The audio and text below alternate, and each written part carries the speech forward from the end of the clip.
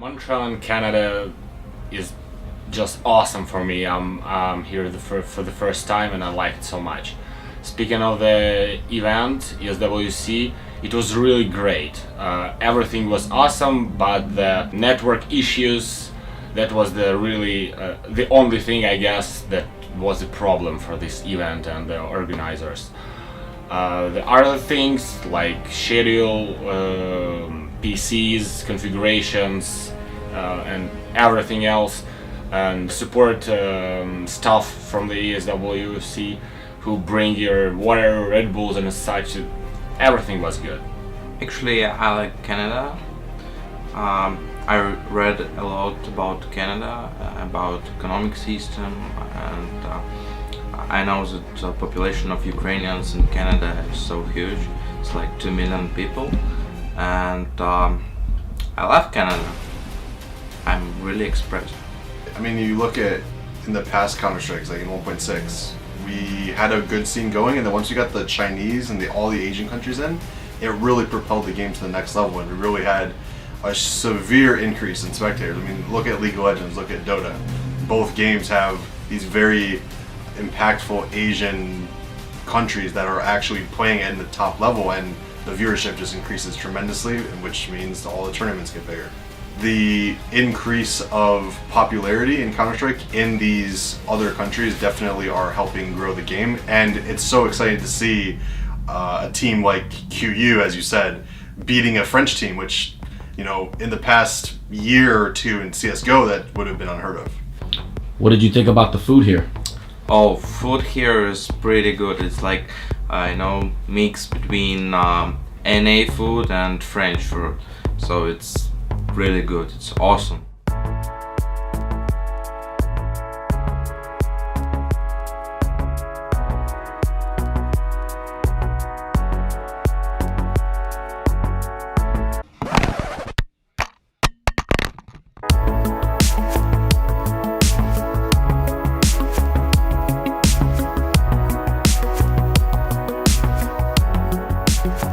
I think Blade is one of the... So there's a lot of different styles of in-game leading, obviously in the world. Blade is one of the more... He knows in his head what he wants, how he wants the round to play out. He knows pretty much, almost to a T, like where the other team is going to be playing at almost all times of the rounds. So anytime you have a leader that's able to really predict that kind of stuff, and hopefully you expect him to be able to manipulate his teammates to actually complement that. And I think he's very, very good at doing that. I think even just listening to the way he talks when he's speaking English to me about, how he wants me to play and where he wants me to go, he seems very, very knowledgeable of the game. And, a very strong in-game leader like that is something the American scene could use so badly. There's very, very few in-game leaders left in the US, and someone like Blade would definitely be able to make the top one American team. The main thing on all the maps was to learn all the spots. All the guys speak, like while they're playing, it's 100% Russian. So trying to teach them how I call all the spot names was the biggest problem. Because what happened during the games was, when we first played the very first day, we were running around, I think we were playing against Team Liquid, and we were playing Mirage, and I was making these calls and they had no idea what I was saying. And they were trying to talk to me and they were calling it in Russian, and obviously I had no idea what they were saying. So the biggest obstacle for us the entire weekend was just spot names. And mid rounds were, no matter what mid round was going to be a problem, you just have to accept that. It's hard to sleep when your body's in arm's reach. My mind is a Grand Prix. I'm liable to step out and go drive a few blocks east to rendezvous at the spot where two shy folks become beasts. And for real, baby, no like nothing. Actually, we wanted to go through our group. We done it in first day. So about key KD stars, we knew that they're pretty good. They had pretty good results on internet, and we were prepared a bit for them, but actually we didn't expect Cobblestone against them. We thought they they will play with us something like Mirage, I think, or something else, but not Cobble. Australian guys is pretty good. Everyone knows it, so it's not the first time they step up to top 8, I think. So I think the team has pretty much talented players. And the last one was Chinese guys. I'm really impressed by them. I mean, they won LDLC team, and it's all about because I think that LDLC is pretty good and decent team in Europe. So they won it. They won them like 16 to 13, I think.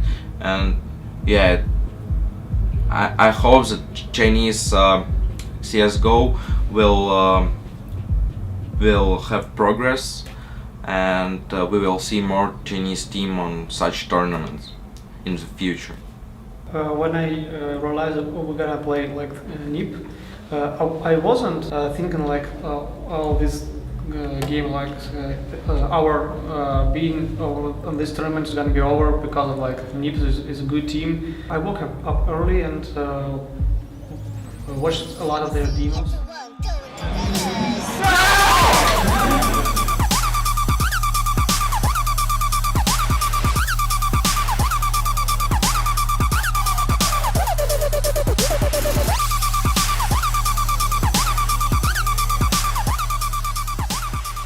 Grenades to zone him out with, so he's got the angle for it. Gonna walk in and take down Markelov. No defuse this time. Freiberg still hiding in the corner. He goes for the spray, but he goes down. It was really great to beat an AP, and we played really great. Not including, of course, the first map, 16-1 Inferno. We had really bad T side. But on the Mirage, that was the next map. Hiko especially played really great on a B side, on CT side, and Mirage. Markelov, as I said before, he's a very consistent support player, which is something that, again, you can't really, you don't expect that from a player that's, you know, of this generation or of this era. That actually makes him sound really old, but I guess he actually is. But no, he's very experienced. He's been in like every situation I can imagine that's possible. He knows exactly what to do in all times of the rounds, and he'll never overcommit or overpeak when he shouldn't. And that's the one thing that it's just so, you can't put a value on that. It's literally just experience. So really, as I said before, I really did like playing with him. And my experience playing with him at the small sites really changed the way I think about playing small sites now. Like, I expect that going back home to the US, I expect that same level of support from whoever I play a small site with now that I play with Markelov. He called you the best support player he's ever played with in his entire career. Wow, that's awesome. I have no even to say.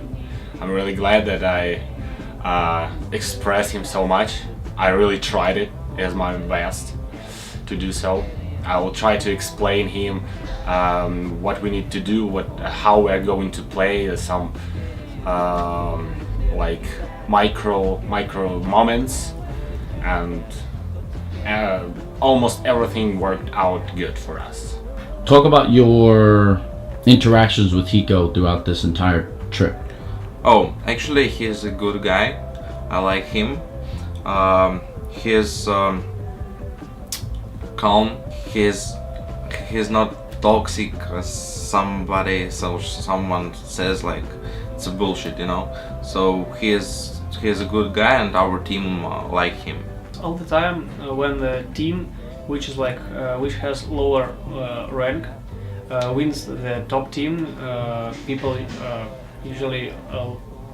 I don't know how to try it. Maybe like it more, like to cheer for the less Underdog. Yeah, like for underdog, and maybe that's why everyone was like hyped a bit, and it was that cool feeling. We just focus on our map. It was Mirage, I think, and we won it. Then we we played Overpass, and I'm really happy that we have won it. We actually, I think 11 or 12 at night, we just sat on a laptop and literally went over all the maps we thought we were going to play, and Jonathan just had like a cheat sheet just with all the spot names. The Russian one and then the American one right next to it. Did you do any preparation before day one of games? Not really. I literally got off the airplane and came to the hotel, and that was my first time meeting 3 of the 5 people on the team, 3 of the 4 people on the team.